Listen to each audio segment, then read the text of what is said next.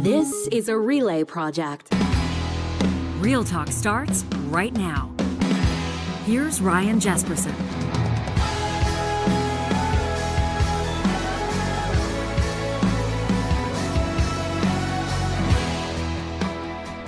Lots of ground to cover in this episode of the show. Grateful you're here with us. In about 40 minutes, Dr. Jason Foster will join us. He's a professor of human resources, labor relations at Athabasca University. A ton of experience evaluating, overseeing contract negotiations, labor disputes as Alberta's teachers strike continues. This is the day after the Thanksgiving break. Happy Thanksgiving, everybody. If you don't subscribe to our Real Talk newsletter, free, by the way, just scroll to the bottom of the page, ryanjespersen.com. You get updates on the show, and I had a special Thanksgiving message that I shared with you all, also letting you know that Jason was going to join us. He's going to take us behind the scenes on the sticking points behind this deal and maybe the why, as thousands and thousands of Alberta families, as a matter of fact, hundreds of thousands of Alberta families, of course, probably grow more and more concerned by the day that more than 50,000 teachers are out of the classroom. That means that their students are out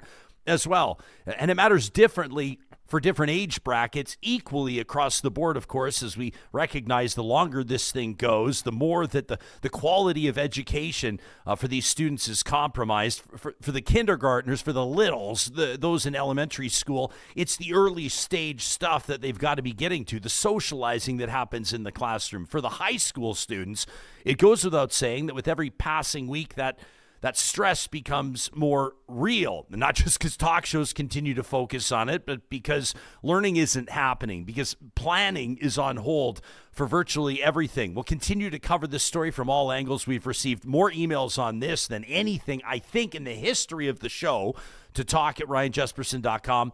We appreciate those of you that are keeping us in the know when it comes to your personal perspectives. Some of your teachers, some of you are administrators, many of you are parents, and we'll go there again on the back nine of this episode. Plus, American President Donald Trump, literally just hours ago, less than that as a matter of fact, with mediators signing a deal to end the war in Gaza, as about 24 world leaders looked on, including Canadian Prime Minister Mark Carney. It's the first time in more than a year that guns have fallen silent in the region, and they're calling it an historic breakthrough, albeit a fragile one.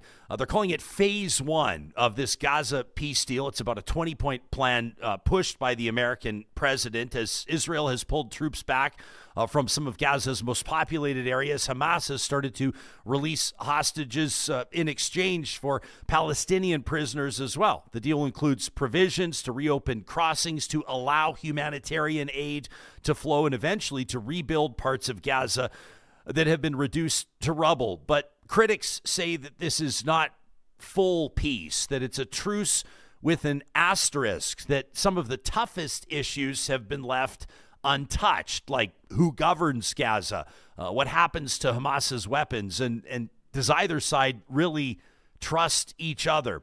We'll get to this plus other top news headlines as we do the first episode of every week in our feature interview presented by Mercedes-Benz Edmonton West with Supriya Dwivedi. Joining us live on this Tuesday. I hope that you had a wonderful Thanksgiving weekend, a long weekend. Were you able to step away from the news cycle for a few minutes, or are you like me, always checking?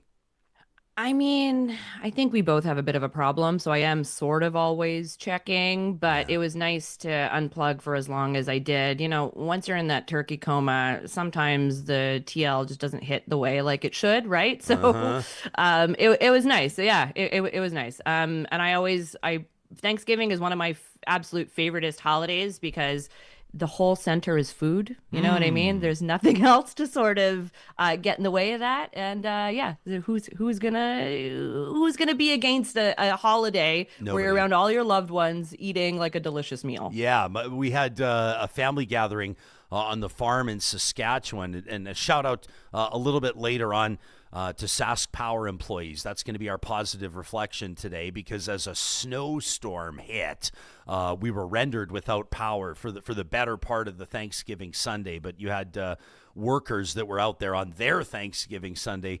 Apparently a tree fell on top of a transformer, but that meant that our family turkey dinner, can you believe that we had power? We lose it during the day. It comes back with enough time to get the meal done. And as soon as we sit down, the power drops again. So we ate Thanksgiving turkey and ham and all the Ukrainian fixings by candlelight, which was magical. We had the kids using their imaginations of what Thanksgiving dinner might have looked like 100 years ago on the farm when they never had power. They didn't have running water. They didn't have bathrooms. They didn't have the ability to rip into town in SUVs and super special. But my mother-in-law said exactly what you said. As we go around the circle, we do this thing called grateful. Everybody says what they're grateful for. And she said, I'm grateful that we're here. We're not distracted by gifts. We're not distracted by presents. And we're just focusing on what we appreciate most. Truly special time. It was great. How did you keep the boys occupied or the rest of the kids that were there for as long as you did with the power out? I'm just curious. Well, as you can imagine, fresh snowfall, snowball fight. You know, do you want to build a snowman? That was Kick them all outside. That's the way to go. Kicked them all outside. They loved it. Noah Bear, who's 3, had been led to believe by his older cousins that there was a chance that Santa may visit, which I thought was kind of cruel. We had to try to get the genie back in the bottle on that one, but it was solid. I guess obviously, to be serious and to turn our attention to the news cycle, families of hostages, grateful people around the world that have been watching in horror this war between Israel and Hamas, grateful that something's happening. Critics of this peace deal saying it may be tenuous, it may be tentative, but it's a step forward, isn't it? Where's your head at on it? Yeah, I think exactly how you sort of laid it out. I don't think anyone can sort of downplay the fact that, President Trump does absolutely deserve credit for this, right? Irrespective of whether you think this is going to hold in the long term, he did, arguably was the central figure in bringing this sort of immediate end to the absolute devastation that we've seen over these last few years, right? As you've mentioned, the return of the Israeli hostages after, over 2 years in captivity, as well as the release of, I think it was around 2,000 Palestinian detainees as well. So I don't think anybody should be downplaying that. I don't think anybody should be taking away from the very real sort of, optimism that I think people are feeling. But there is, all of the devil is in the details, so to say, right? And there's not a ton of details in terms of the longer term objectives of this peace plan. So, for example, one of the conditions that have been laid out there is Hamas agreeing to a full demilitarization, and that its leaders then go into exile. I hope, and I'm optimistic that Hamas will agree to that. I don't know if they will, right? Same with, if you want to, on the Netanyahu side of things, one of the conditions or one thing that's been laid out or proposed is that they're going to then, Israel that is going to fully withdraw from the Gaza Strip. And that's been something that the Netanyahu government has sort of been resisting from the jump. If you look at, the peacekeepers that are going to be deployed, we don't know how many. We don't really know from what countries. And we don't really know what their full extent of their mandate is going to be. So again, all of these details do have to be hammered out, but I don't think anybody should be taking away from the very real sort of joy that lots of folks are feeling right now, in the sense that this feels like a step for the first time in the right direction in a very long time in that region. Yeah, well said. Progress, perhaps albeit slow and complicated, wherever it may be, is still progress. And I think for like billions of people, quite frankly, at least, many, many, many people around the world, it's felt like almost like just a hopeless scenario. Not to mention, it's impossible to walk a mile in the shoes of the people that have been living this every single day. But would you? It's felt hopeless. Like you see the news headlines and the continued bombings and ceasefires that have been compromised, and the death toll in Gaza absolutely staggering, including just a heartbreaking number of children. That sort of a thing. And I don't know about you, but it's just like, my heart has just been heavy around it. This feels like sort of shallow end of the pool type commentary on it, like the obvious type of thing.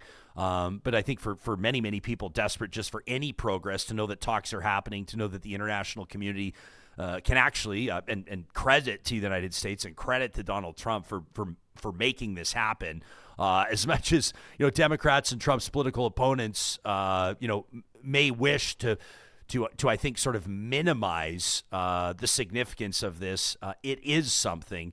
And it is moving forward. And I think that, for the rest of the world, that has to be something that represents progress when it has felt as though there was no progress to be made for many, many months. Yeah, I mean, like you mentioned it and you touched on it there, but if you look at some of the videos and the images that have been coming out of Gaza over the last 2 years, it's been absolutely devastating. Looking at emaciated children on your feed as you're, scrolling through the news is devastating. There's no other word to describe it.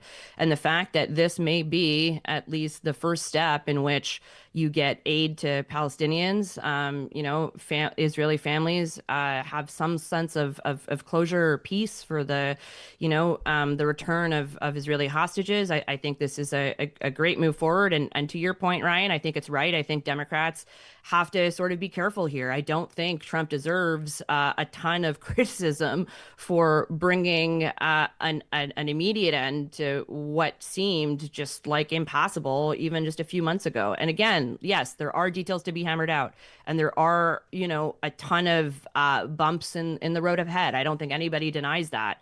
But again, progress is progress, and we should be, happy. It's okay to be joyful, and it's okay to be happy at something in a constant deluge of bad news after bad news. Ken K says, and thanks for YouTube channel membership, Ken. In our live chat powered by Park Power, says, let's hope that there's a lasting peace deal. Garth says, Trump got this deal done. So are we going to see people refuse the reality because Trump did it? Jillian says the withdrawal map is in phases and doesn't seem like a full withdrawal, and Israel will continue to control all entrances to Gaza. It's going to be awkward, says Jillian, when we're here again in a few months. She says, forgive me if I'm not here to give the Americans credit for ending a war after they helped fund a genocide for 2 years. And 92% of Gazans' homes are destroyed. White Dream says Jesper, you got to stop calling this a war. He says this is not a peace deal. Says many Palestinian families have been barred from talking to media about their experience under threat of violence. Obviously, there's a lot of people. Erica says a coalition of Arab states has to form some sort of a stewardship over the area until it can govern itself peacefully. Otherwise, different militias and clans in the area will try to seize control. I mean, that's a trend that we've seen around the world. And, in particular, I think in the Middle East when American or international troops have withdrawn from a region and it's not left. I mean, Afghanistan's probably a classic example, not left under stable stewardship. These sorts of negotiations will continue. Do you see Canada take? I mean, Mark Carney was there, as mentioned, when the deal was signed. Is this something Canada? I hate to sort of even ask the question or frame it like this as a proud G7 nation, but Canada kind of on the periphery on this one. Obviously, when the United States leads on something, it happens. Yeah, I mean, look, I don't think it's abnormal for us to be on the quote unquote periphery, even though I don't even describe it as that. I would just say the US is very much taking the lead here, right? And I mean, irrespective of over the last 2 years, other countries coming out and condemning what was going on in terms of Gaza and in terms of the violence being unleashed, we saw that nothing was ever really going to make much of a difference until the US put its big boy pants on and got in the middle of it and wanted to actually make an end of it, right? So I don't think any of that is to be unexpected. I don't think that diminishes Canada's role. I mean, the fact of the matter is we came out and kept the conversation sort of moving in this direction. Once, you had Starmer and Macron recognize a Palestinian state, we did as well. And I think it was, kind of strength in numbers to do that, all of us. And for what it's worth, I mean, Trump could have taken a bunch of pot shots at a bunch of the leaders that were there and didn't. And I'm not saying that that's like a super high bar by any stretch, but it does, I guess, sort of define the moment a little bit, that he was in good spirits. He was, very clearly joking around with our prime minister, with Prime Minister Starmer as well. So I think everybody is sort of taking this as a bit of a win, cautiously optimistic that it'll hold. Yeah. Hey, like literally hours before you and I are connecting, Supriya Dwivedi joining us in our feature interview presented by Mercedes-Benz Edmonton West, Canada's Foreign Affairs Minister Anita Anand, sitting down with Indian President Narendra Modi to discuss what they're describing as an ambitious roadmap to strengthen ties. It's, from an international relations standpoint, this is where we tap into your experience as a former senior advisor to a Canadian Prime Minister. It's been a brutal couple of years between Canada and India for a number of reasons and some pretty serious allegations and obviously some pretty serious issues. What do you make of the meeting, and what do you make of the potential pathway forward? So the timing is really interesting to me, only because this time last year, my Thanksgiving was absolutely ruined, along with a bunch of senior members in government at the time, because we were all sort of stuck on our bat phones, is what we call it, like our secure lines, getting briefed, because on that Monday, there was going to be a presser by the RCMP fully detailing the allegations against India. So the fact that this is a full year later and we've somehow reset the relationship without getting any real concessions from India or any real steps from them, at least publicly, in terms of what they're going to do, I think is an interesting sort of thing for Canada to have conceded. Because, look, I don't think anyone is discounting the fact that India is a very large country with a burgeoning and very important economy in an increasingly uncertain world, right? We were just talking about Donald Trump. Clearly, our trading relationship with the U.S. isn't what it used to be, isn't what it's going to be. So we need as many trading partners as we can add up or rack up. But all that to say, I mean, the RCMP have confirmed there is clear and compelling evidence of the Indian government's involvement in not just the murder of Mr. Najjar, which is what, my former boss went on the floor of the House of Commons and was public with, but with transnational repression in Canada in general. And that includes the use of organized criminal gangs such as the Bishnoi Network, to carry out all sorts of crimes, arsons, homicides, shootings, against the Indian diaspora, but primarily against Sikh Canadians. And none of this is speculation. None of this is me doing, capital L liberal political spin. This is the official position of our law enforcement and our national security agencies, right? And then you factor in what happened at the public inquiry into foreign interference, and it confirmed that India is number 2. It's only behind China when it comes to fucking around in our domestic politics and undermining Canadian institutions. And then this is the last thing I'll say, but one of the principal sort of architects that's been alleged by our people to be at the head of this, Indian government criminal gang sort of nexus is Amit Shah, who is Modi's right-hand man and the current Home Minister of India, which currently oversees all of its policing and national security forces.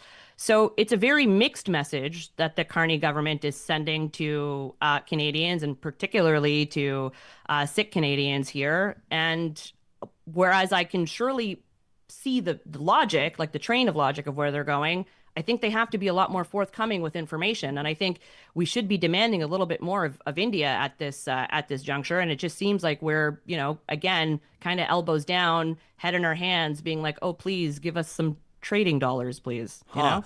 What was it like inside the PMO, as much as you can tell us, when former Prime Minister Trudeau stood in the House and accused the Indian government of being involved in that killing, in the 2023 killing of Hardeep Singh Najjar? It was obviously a mass. I mean, he was, I think most Canadians will acknowledge that the Prime Minister was backed by security officials at that time, alleging that Indian diplomats had been collecting or were collecting information about Canadians and passing it along to organized crime members to attack Canadians on Canadian soil. But it sent, not ripples. I mean, it sent almost tidal waves across the ocean. Both countries, as India has continued to deny the allegations, expelling each other's diplomats and the like. What was that like on the inside when that bomb dropped? So it's interesting because I actually wasn't part of government when when Trudeau would have stood up in the House of Commons. I joined, that was, I think, in the fall of 2023. I would have joined in January of 2024. So what I'm talking about is like Thanksgiving 2024, where we would have all been stuck on our bat phones, knowing that this was, all of these things were going to be now become public. What was, confined to briefings and into, super closed meetings with senior members of government. We knew it was going to have a bunch of ripple effects, and it did. Members of our Liberal caucus were quite shocked at the time, and were on blowing up staffers' phones about trying to get more information or what have you, because they obviously, especially if they're representing a constituency with large diaspora populations, there's going to be a ton of questions, right? So that was kind of that experience there. But I got to say, the Indian line from October 2023 or the fall of 2023, if you'll excuse my not knowing the exact date of when the Prime Minister would have made those allegations on the floor of the House of Commons, have been that it's been made up. They've contended this entire time that everything, whether it's been coming from, law enforcement, whether it's been coming from the Prime Minister, whether it's been coming from the Associate Deputy Minister of GAC, Global Affairs Canada, they've all contended that it's all made up. All of it's complete disinformation, that Canada is just doing it just to besmirch India. And the reasoning that the Indians have given is that because this is so-called vote bank politics, that the Liberal government at the time made up those allegations so that they could ingratiate themselves to Sikh extremists living in Canada, and that's what would then keep us, quote unquote, in power. And so with the Carney government basically being super deferential to India, right? We saw with the G7 invite that Modi, that Carney extended to Modi to come to the G7 in Alberta. The Indian line, basically after that meeting had happened, if you watched any of the Indian news channel panel shows where there's like, a dozen people all kind of yelling at each other, the line was that Modi and India have been vindicated because now that there's a new government in power, the vote bank politics have been gone. And everything that the Indian government has been, saying for the last 2 years, that these allegations have been completely made up, they won the information war. And I don't know why we would allow a country to win an information war against Canada when they're actively interfering in our politics. But here we are. Yeah. To answer the question, Mr. Najjar shot dead outside a Sikh temple in Surrey, BC on June 18th, 2023. The Prime Minister, Trudeau, making the comments in the House of Commons Monday, September 18th. A few months after, on September 18th of 2023, the World Sikh Organization of Canada has released a statement, said it's, quote, deeply concerned that the Canada-India joint statement offers no assurances about stopping foreign interference or transnational repression, as you just said. Says WSO President Danish Singh, Canadian Sikhs continue to face ongoing threats and criminal activity being directed by India. Our government, the government of Canada, cannot pretend that everything is back to normal while transnational repression is ongoing. This statement today, this issued just hours ago, isn't diplomacy. It's a failure to defend Canada's sovereignty and the rule of law. It is appeasement of the worst kind. And then you've got this interesting polling from Angus Reid Institute. You can check it out at angusreid.org. The majority of Canadians, at least half, say restoring diplomatic ties with India was the right move as economic issues take priority. It's obviously all complicated, and not to suggest that dollars and cents trump everything else, no pun intended. But as you alluded to, it's at a time where, would you argue that the Prime Minister's number one mandate, or at least top 2 or 3 on his list, is to get some trade deals hammered out to protect the Canadian economy amid so much uncertainty? Yeah, sure. I don't discount that. And I think, a good chunk of the folks who voted for Mr. Carney and the Liberals specifically was because of his resume, right? Specifically because he has that economic background. He looks the part. He looks like the kind of guy that can, stand behind a podium and reassure folks, or looks like the kind of guy who can be at a meeting with a bunch of business leaders and kind of, hold his own if not more than just holding his own, right? So I don't discount any of that, but I would argue that the number one job of any prime minister is to keep Canadians safe, first and foremost. And I don't know if we're keeping Canadians safe right now with this move. That's not to suggest that, law enforcement isn't doing their job, but in terms of the message that we're sending, the message that this does send to the Indian diaspora here, particularly again, Sikh Canadians, is that, well, maybe your lives aren't as important as the trade dollars that we could potentially make, which, by the way, we haven't even inked a trade deal here. So again, we've got to start showing something for all of these concessions. And until we start showing that, I'm not sure that, Prime Minister Carney is going to get an easy ride. Aside from the constituencies, his own caucus here. And it'll be interesting because we saw that there were a number of caucus members when he extended the invite to Modi at the G7 back in June, I think it was, that were very outspoken and had announced their displeasure. So I'll be curious to see how the next few caucus meetings go and if there are a bunch of disgruntled MPs that come from a result of that. We're talking to Supriya Dwivedi as we do the first episode of every week. Don't go anywhere. The President of the United States actually promoting Canada's Prime Minister just a short time ago. I have to ask you about that. There has been a fashion overhaul at Canada's highest court, and a former Prime Minister caught smooching or cuddling with one of the biggest pop stars in the world. You knew I was going to ask you about Justin Trudeau and Katy Perry. That coming up in just a minute. We're about 15 minutes out from Insights, a behind-the-scenes look into Alberta teachers' negotiations with the province. Actually, not negotiating directly with the province. More on that in just a moment. But first, Real Talkers, if you're listening to this on Tuesday, the day that we're recording this episode, the Edmonton Oilers set to take on the New York Rangers. It's a 5 o'clock Mountain Puck drop tonight, and Play Alberta is offering odds boosts on every Oilers game all season long. This is your chance to score big, and for a limited time only, Real Talkers can get an exclusive $50 free bet when they deposit $50 using the code Ryan50. That's all one word, Ryan50. You can download the Play Alberta app or check out playalberta.ca. Ryan50, your promo code for an exclusive $50 free bet. Alberta wins with Play Alberta. You must be 18 or older to play, and if you gamble, please use your game sense.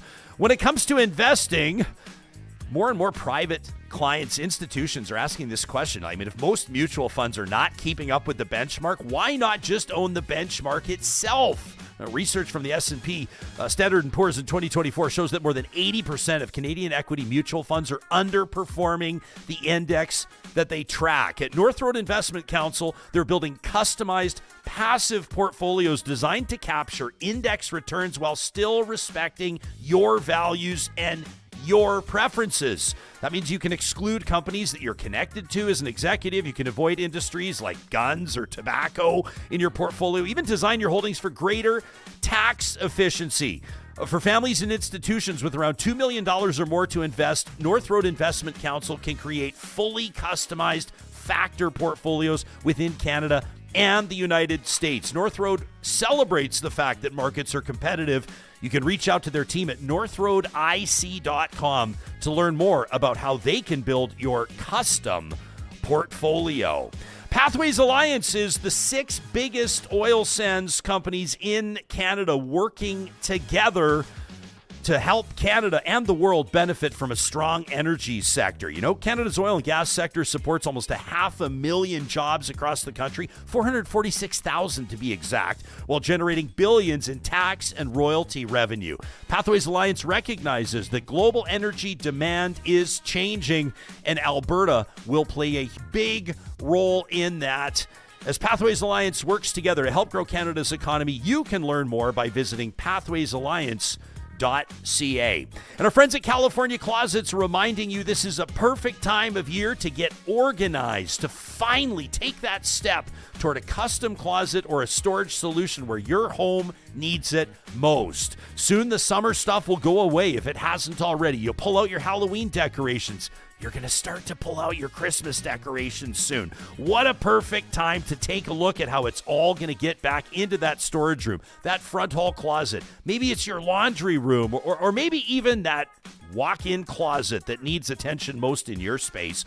It all starts with a free consultation with a California Closets designer that can work with your vision and your budget. Everything that they install is built in Alberta and guaranteed for life. You can request that free consultation today by visiting californiaclosets.ca. Supriya Dwivedi, our guest in our feature interview, presented by Mercedes-Benz Edmonton West. this may have been the lead today had there not been a peace deal reached, had our foreign minister not been in India, but the former Prime Minister of Canada, Justin Trudeau, spotted on a yacht, photographed with a long lens, a violation of privacy to be sure, but it appears as though he may be romantically involved with Katy Perry, one of the biggest pop stars on planet Earth. There are the two of him. The number one comment I saw was, who wears jeans on a yacht? I guess when you've been the Prime Minister of Canada and you're with Katy Perry, you can wear whatever the hell you want. Your thoughts? This is pretty high profile, no matter how you feel about Trudeau. Yeah, look, I mean, you asked me about my Thanksgiving. So I will just say that I was at one of the Thanksgiving dinners that I was at. The conversation, for whatever reason, and this is before those pictures had come out or before they had like really pummeled the internet with that long lens photo that you just showed of the two of them, quote unquote, canoodling on her yacht. Yeah. And one of the guests there, who I didn't really know, was like, yeah, I think the entire thing is made up. I think the entire thing is made up just for his own publicity, for her publicity, like whatever. And like quietly, I'm kind of like, what? Like, okay, like whatever. And then it gets to her that I used to work for him. And then she like becomes even more adamant that it's like made up. And I'm like, this is the weirdest thing in the entire fucking world. Like, why are you trying to argue with me? Like, I'm not going to betray any confidences or speak out of turn about something that has nothing to do with me. But I just thought it was like a very weird moment where this woman who, you know, doesn't know either of them, doesn't know anything about either of their lives, was just so adamant that this entire thing was like a media, you know, invention or whatever. So, I mean, my own take here is that people just need to leave him the fuck alone, man. He's a single dad back on the dating scene without having to do it within the confines of like, you know, the highest office in the country. So let the dude have a good time with a gorgeous, age-appropriate celeb who none of us actually know beyond the crap we read in celebrity tabloids and gossip rags. I like that you just slipped in age-appropriate. He's with an age-appropriate celeb. Oh, well, you know what I mean? Like sometimes you get these like age gap relationships 100%. that people are like to talk about. I don't know, like 40. What is he, like 50? Oh, he's 53. Okay, he's Yeah. a young-looking 53. Jill in our chat says the not leaving Trudeau alone thing is just a reminder that the dislike of him has nothing to do with politics of envy. She says, leave the guy alone. Some of the dislike of him definitely has to do with politics, but I'll take her point that it goes beyond that. I've never seen a politician or former politician troll so many people without, I think, actively trying to troll them. Spending time with his kids, dancing with his son, out in public, saying hello to folks, skiing with his kids. It absolutely sends people into an outrage. I've never really seen anything like it from any other politician that I can think of. Well, and that's the thing, right? Is that like, look, I caught up with him a little bit just last week because I was in Ottawa for a friend's going away, and you know we caught up, and like the fact is he is just like exactly what I described, just a normal dad going about his life, you know.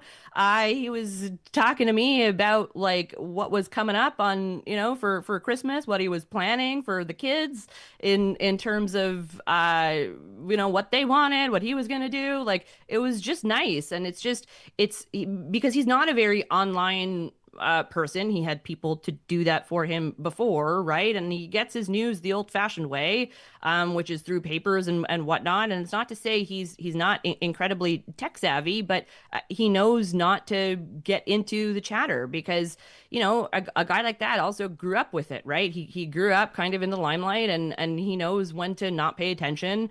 And I think that served him incredibly well. And I think him living his best life while all these, you know, haters are working themselves up into a tizzy is like the best way he can just kind of live life right now. And I think he's doing it right. Yeah. Hey, check this out. One of my favorite Instagram follows. I don't know if you follow the Yacht Fella. If you ever want to know how the 1% of the 1% of the 1% lives, you got to follow this account. So the Yacht Fella, he posted this video. He says paparazzi images of Katy Perry smooching former PM Trudeau on board a yacht have gone viral. My DMs, says the Yacht Fella, have been packed with people asking about the boat. He says, and the general consensus is, what the hell is that ugly boat?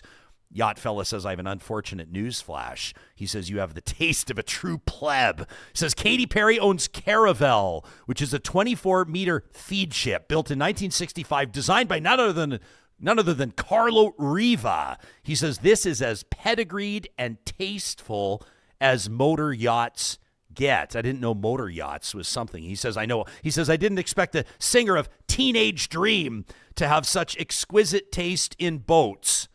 But here we are. It's apparently a hell of a boat. I love this. Johnny's showing us a tweet I thought was great from Meg, who says, Katy Perry missed a golden opportunity to hard launch the relationship in a Fuck Trudeau t-shirt. Very well done. Don says that in our live chat, his fingers have been busy muting any social media posts about that bozo and his new squeeze. Dwayne says, I didn't vote for him, but why this? This is tabloid trash. And Ben, Supriya, you've made progress today with Ben, who says, for once, I agree. Leave him alone. Don't report on him. I would prefer not to know about his dating life. Thank you very much. That from Ben. I still have a question about a motor yacht, though. Like, if not a motor yacht, how else are you propelling the yacht? Yeah, like by sails? I don't know. Can they get that big? Difference between yacht and motor yacht. Yeah. Anyway, let's see. We're here. the plebes, Ryan. Well, the main difference, Supriya, I'm glad you asked, is propulsion.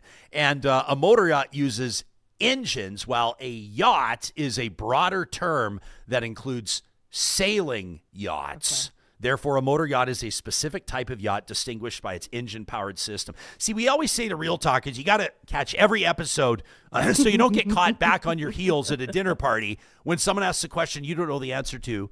And I would guarantee at least one person that has listened to this is going to appear so very smart. And maybe 6 or 12 months down the road, but they'll appear so very smart. Not the only celebrity sighting causing waves over the weekend, and I promise we'll get to something serious in just a quick second. But did you see this at the Fairmont Banff Springs Hotel? Canadian pop royalty Justin Bieber celebrating his anniversary with his beloved wife, Hailey. Posting some photos out, just out for a paddle there. Actually, yeah, look, pardon me, that's the Chateau Lake Louise. But yeah, look at that. Absolutely stunning in Banff National Park. Look at the Beeb. Isn't it great to see the Beebs happy? Yeah, especially because there have been quite a few, suggestions that he's not doing the best. So it's nice to see him out in nature. It's nice to see him out with his wife, just, soaking it all in. And of course, you got to give him cred for the Canadiana here. So yeah, I am happy for them, and I hope they had an amazing time. Okay, I want to ask you about this before we wrap. Got a couple of more minutes with you, and then we're going to turn our attention to this Alberta teacher strike. I'm sure you're obviously watching it from Ontario, but kind of an interesting moment here. As Donald Trump and world leaders have gathered, the President of the United States says, you've got Canada. He says, that's so great to have. He says, the president called. He wants to know what it's worth. He knew exactly he knew the importance. He says, where's Canada? He says, where are you, by the way? He's looking for Prime Minister Carney. He says, he knew the importance of this. Carney having some fun with Trump. He says, I'm glad you upgraded me to president. Aaron Rupar having some fun with it on Twitter. Do we need to read into this? The Prime Minister, president, what's the difference? No, I don't think we do. And look, I think it was a good moment for Prime Minister Carney to then go up to him after, because they were kind of caught on a hot mic, right? Where he was like, thanks for the promotion or whatever. And I think Trump was, again, equally bantery and playful with him. But again, I don't think the Prime Minister did anything wrong. But if I were the BQ or the NDP, so like the Bloc Québécois or the NDP, I'd honestly be making a compilation of all the times Carney seemed utterly deferential to Trump, and I'd be like putting that in my arsenal as a, something to be deployed when I felt the moment was right. Because if the Conservatives do it, it just doesn't hit as honest, I guess, and it kind of screws them anyway, because a whole good chunk of their supporters are very pro-Trump. Mm-hmm. So I don't know if that would, be as advantageous to them as it would be for left-leaning parties. But it's interesting because now it's out there, and there are a few times that he's done this. So again, I don't think the Prime Minister did anything wrong, but he should be careful, because if the opposition parties were smart, they would be turning this into a bit of an issue. Okay, we've covered global politics, we've covered pop culture, and now I would like to wrap with fashion. The Supreme Court of Canada. Oh, I love your posture change. You do. I'm not surprised you have a hot take on this. for many, many years, they've described them as almost the Santa robes. I mean, these like long red robes that the justices of Canada's Supreme Court have worn, and they're ditching them. I'm showing you a photo here of the new black robes. They've got these signature kind of red, I mean, you wouldn't call them pinstripes, but maybe piping. I'm not a designer. They look kind of sharp, not as distinct. Your thoughts? So they do look sharp. This is nothing against the new design of the red racing stripe, black kind of sleek looking robes. Again, nothing wrong with it. However, there's so few things we have in this country that are actually old, right? That are actually steeped in a lot of history, in a lot of tradition that we can all sort of point to as a symbol of our country that holds us kind of together, right? Our flag isn't that old. Our national anthem even isn't that old. But these robes have been worn in some respect since 1875. It's the only thing we've got practically that we've lasted us for 150 years are these Santa robes. And here we are just throwing them to the wind for a sleeker, more modern design. I don't think so. And I would also say this is somehow, I haven't yet been able to prove it, but this is connected to the war on Christmas somehow, Jespo. Oh, and yeah. I will get to the bottom of it. Well, but I wasn't going to sort of start hammering away. I just want to call up a photo here so people can see like what we're talking about here with the red robes, because obviously they have been like iconic is a fair word. Yeah, I mean, with like the white kind of. Do you know if it's real fur, by the way? If we want to heap controversy on controversy, has it been real fur? I think it is. I have to imagine. Yeah. I mean, if you're going to keep it real, you got to keep it real. But I typically save the war on Christmas, whipping people into a frenzy until after Remembrance Day, just out of respect, That's fair. Okay, so we'll pick this back up. All right. It's always so good to see you. First episode of every week. Have a wonderful one, and we'll talk to you again next Monday. Sounds good, Ryan. Talk soon. Okay, you got it. That's Supriya Dwivedi appearing first episode of every week in our feature interview presented by our friends at Mercedes-Benz Edmonton West. In just a moment, we're going to get into, we're going to go behind the scenes essentially of what these labor negotiations look like and what comparable strikes or other scenarios, other negotiations have in common, how they may differ, with Dr. Jason Foster from Athabasca University joining us in just a moment. On Tuesdays, in recognition, in celebration of 125 years of care at the Royal Alexandra Hospital Foundation, we're proud to present Echoes of the Alex. 125 years of transformative care from beginning to end of life and everywhere in between. This institution, the Royal Alexandra Hospital, has served Western Canadians. And this week, we're proud to feature the story of 64-year-old Brent Kelland. Brent's a retired paramedic, thought he'd seen it all through the course of his career, and he knew the warning signs of a heart attack. He'd responded to dozens over the years, but when he started feeling pain in his upper abdomen, he brushed it off as too many holiday sweets. And it wasn't until he was out for a day of cross-country skiing that pain crept into his chest, his back, and that's when Brent realized that something was really wrong. A stress test later that afternoon confirmed a 90% blockage in his largest coronary arteries. So Brent was sent straight to the Royal Alexandra Hospital CK Hui Heart Centre for a stent procedure. This was a surgery that he'd watched many times before from the other side of the glass, but this time he was the patient. He says he felt a fear like no other walking into that operating room, but also a deep confidence. His surgeon had what Brent calls more confidence than any man I've ever met, walking him through every step, letting Brent, a seasoned medic, feel like part of the team. If you can believe this, less than an hour later, Brent was sitting up in recovery, his wife Elka at the door, and he was told that he had been circulating by a thread, but that thread had kept everything alive. A year later, Brent's heart showed no trace of the stent. And when his cardiologist said that he could ski again, Brent left for the Rockies the very next day. And now every sunrise, he says every ride that he takes on his motorcycle, every moment with his family, they're all echoes of gratitude. This is Echoes of the Alex, celebrating 125 years of care, compassion, and community. You can help ensure that stories like Brent's continue at givetoroyalalex.ca. royalalx.org. That's givetoroyalalx.org, celebrating 125 years.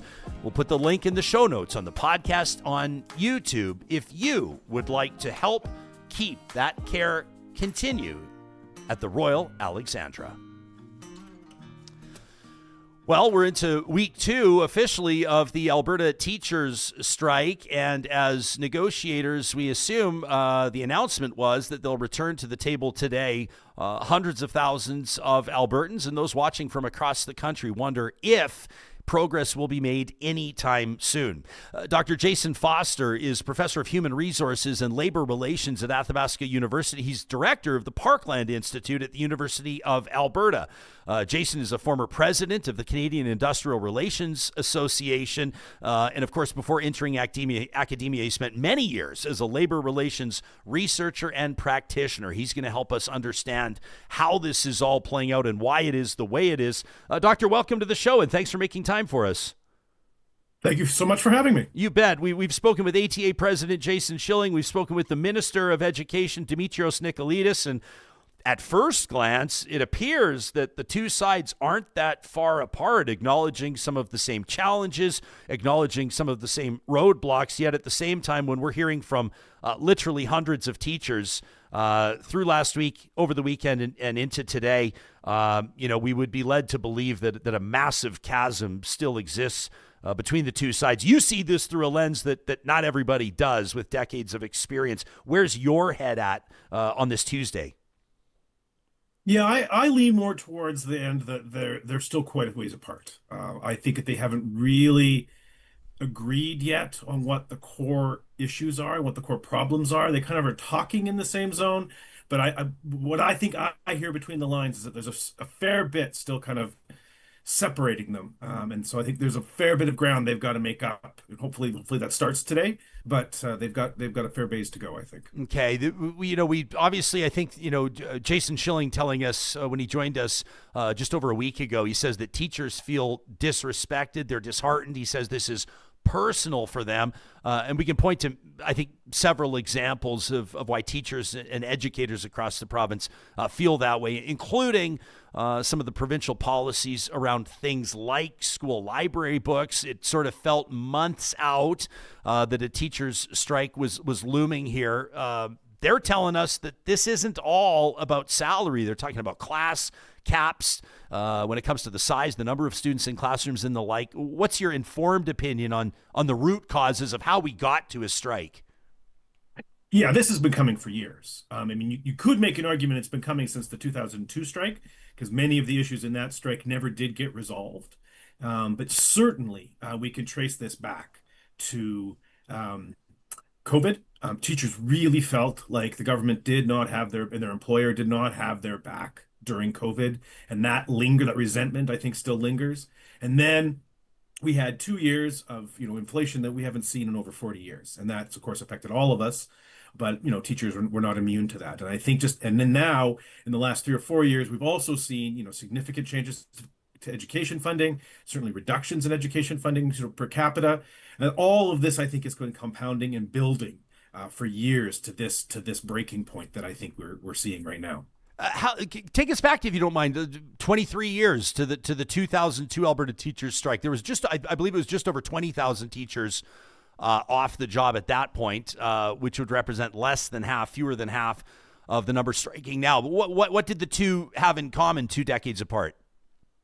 Well, a lot of the issues of what the teacher priorities were the same. I mean, back in 2002, teachers were talking about class sizes, right? They were talking about the levels of education funding. They had just been through a decade of austerity around education funding under Ralph Klein, and so they were wanting to see some action on that.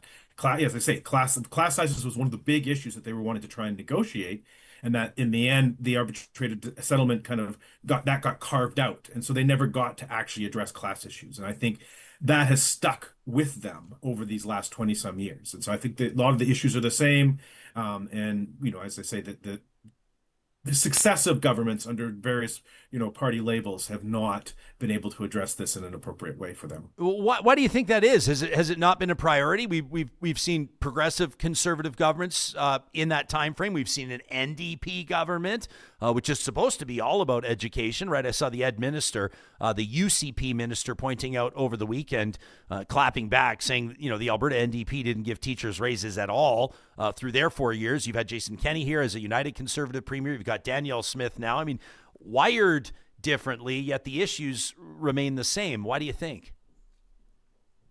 Well, I think partly because it takes a lot of money to be able to properly fund the public education system. And I do think different governments approach this in different ways. I mean, the NDP was committed to inflation plus population growth in terms of funding for education. They did make some efforts at class sizes, but I mean, again, it's a complex dynamic. And I think at the core of this, though, regardless of which party was in power, allowing class sizes into the collective agreement is something that the government has just been very reluctant to do.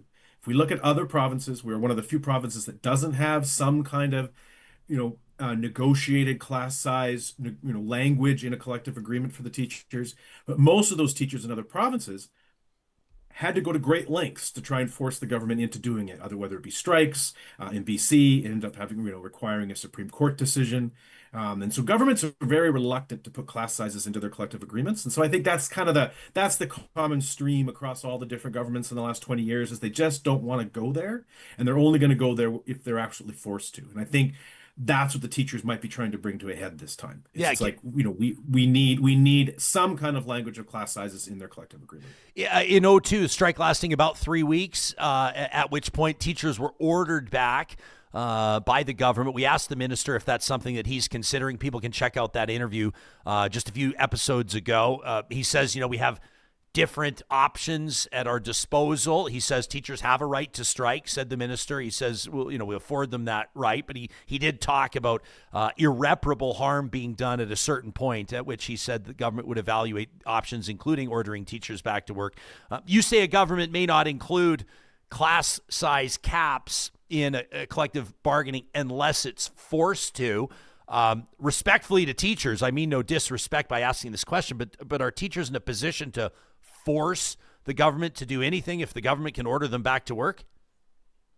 Well, you're right. I mean, that is the one sort of challenge in this particular dynamic, right? If this was a private sector strike, right, there's no get out of jail free card for the employer.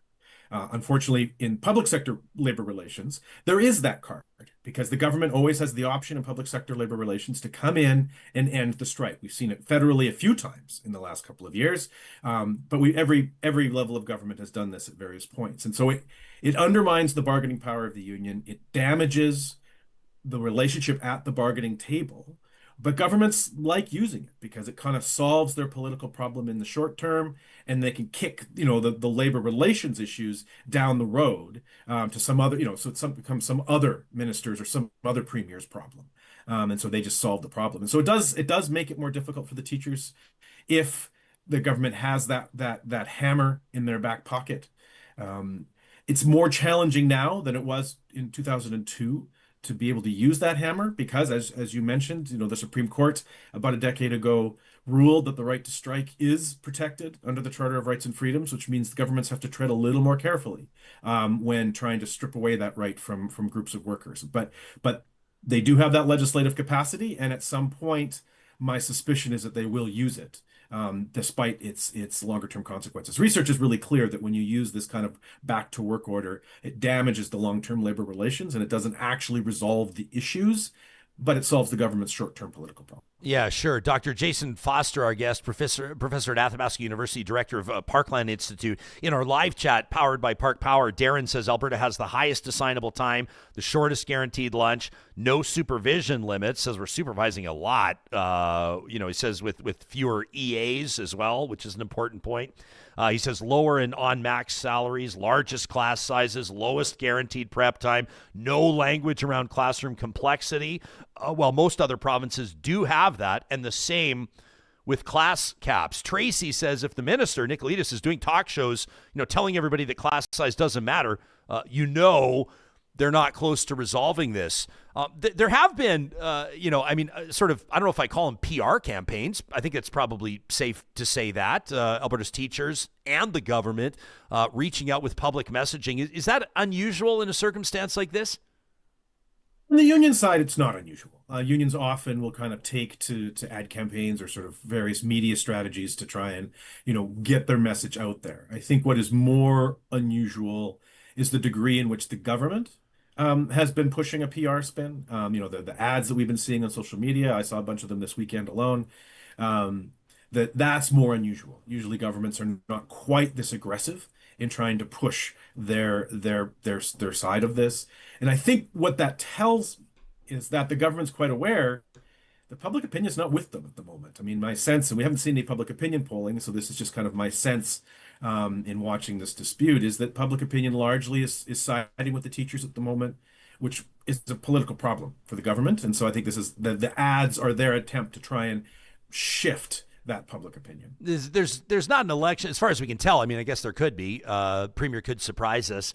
But there's no election on the books, let's say this, aside from obviously this municipal election coming up on the 20th of October. And so, I think sometimes we acknowledge that governments, especially with a busy news cycle and a lot going on, never a dull moment in Alberta. Governments can weather storms like this as long as they don't have an election 6 months or less. What role do you think that public opinion could play in this? I mean, we've seen remarkable demonstrations last weekend, so we'll say approximately a week and a half ago, an estimated, I don't know what the number is, let me say between 10 and 20,000 people at the Alberta Legislature, thousands outside the McDougall Centre in Calgary, other centres in Alberta as well, people showing out wearing red for Ed, showing their support for the teachers. That stuff doesn't always land with governments, but sometimes it does. What would you tell the average citizen? Well, I mean, I think public opinion is going to play a very key role in how this resolves itself. If we do the comparison to the private sector, right? Strikes are about ramping up the economic pressure and create the economic costs to both parties, quite frankly. That doesn't happen so much in public sector labor relations because the economics is a little more, is different. And so as a result, it's more about political pressure. And so it's about ramping up the political pressure on the government in order to entice them to move off of their position and find a way to get a deal. And so public opinion is going to be crucial. So if people are concerned about this, I would advise them to contact their MLAs, contact the Premier, contact the Minister of Education, and have your views known, because politicians, we may still be a year or 2 years away from an election, but they still are very sensitive to what public opinion might have. And occasionally issues are big enough that voters remember. This may or may not end up being one of those. But it's kind of the thing that governments tend to be fairly, they pay very close attention to it. And so I think that it's going to play a very, very, very central role in how this resolves itself. Jim says if class sizes don't matter, then why not require independent schools to jack their class size up to 35? Interesting point. This is Dwayne. I mean, Dwayne's rewinding the clock back, says we still haven't recovered from Ralph Klein's senseless cuts to the public education system in Alberta. He made things worse. Cuts to public education, laying off thousands of teachers as well. Jillian with a fact check, by the way, says we did get 2% under the NDP, says the current minister lied on TV about that. Class sizes didn't get smaller, but they stayed reasonable, and we had a lot of support under the NDP. Jillian says that with regards to her classroom, she had 26 kids and her own EA. Ken, Super Chat Ken says, to be clear, the NDP only negotiated a single 2-year contract for 2016-17. Says the 2018-19 contract only enacted after the UCP took over. Cherie, sharing her personal perspective, says the whole must be nice to have summers off and get paid is so ridiculous. Says somehow it's okay for oil workers to work 2 weeks on, 2 weeks off. Everyone's sharing their personal perspective on this, obviously, and this is super personal for many of the families and obviously for the teachers involved. One of the things that I've not been able to wrap my mind around, Jason, is the teachers have said no to 2 different deals now that have been put in front of them. The most recent one, like the teachers bargaining unit, I don't 100% understand how this works. Maybe you can kind of spell it out for us. But the teachers bargaining team has negotiated an agreement with the team that's bargaining on behalf of the government, right? So the 2 sides agree on a proposed deal, including the teachers' representatives. And then they put that in front of the membership, and the membership at 89.5%, let's say 9 out of 10, says no. How does the average person understand that? That doesn't make sense to me. Well, what that tells me is that, because let's take a step back maybe, is that the negotiating team, their job is to be at the table, try and get the best that they think they can get with the dynamics the way they are. And so that's probably what their bargaining team did. They thought, okay, I think this is the best we're going to be able to do. So let's just see if this works. And when the membership was so clear in their rejection, that tells me that that bargaining team, the leadership of the ATA, wasn't quite in tune with what their members were wanting. And I think when you see a rejection, especially of that level, there was obviously a level of anger, and a level of clarity about what their priorities were, that it's possible that the bargaining team miscalculated. And that happens, because the bargaining team's engaged with the other part, with the employer, and they're kind of back and forthing, and they're doing the job that negotiators are supposed to do. But I think what I hear is that there's clearly neither party, whether it be the negotiating team or the employers association, really had a very good read on what the priorities of the teachers are. They've certainly made that much clearer now. And so the parties will have to find some way to address those priorities if they expect the teachers to actually ratify an eventual agreement. My buddy Darren owns a brewery in town. I don't know if you've ever, trust me, I'm going to bring this back to strike talk in a second. He owns a brewery in Manchester Square, just outside of Edmonton's downtown, called Arcadia Brewing Company. And they have this promotion going on right now. This mentions for free, by the way. But they're, if you can believe this, they're giving a free pint per day to every teacher that comes in there and can provide proof of their credentials. And so I walked in the other day. I didn't even realize this. I didn't know they had the promotion going on. I walk in and there's like 40 people in there. And it soon became very apparent, number one, that they were all teachers or teacher adjacent. And number two, that they had been keenly watching Real Talk's coverage on this. And I found myself in front of a focus group all of a sudden, which was wonderful. I'm the son of a teacher. I loved the conversation. I'd let them know how much we appreciate what they're doing and the like. But one in particular came up to me. He said, and he knew that I had mentioned that you were coming on. I said, we've got a labor expert coming on from AU. And he says, you have to ask him about this TVA group. And I really have just a very basic understanding of what he's talking about. But he thought that might be an interesting insight for the average Albertan to better understand who it is that's doing the negotiating. What's he referring to?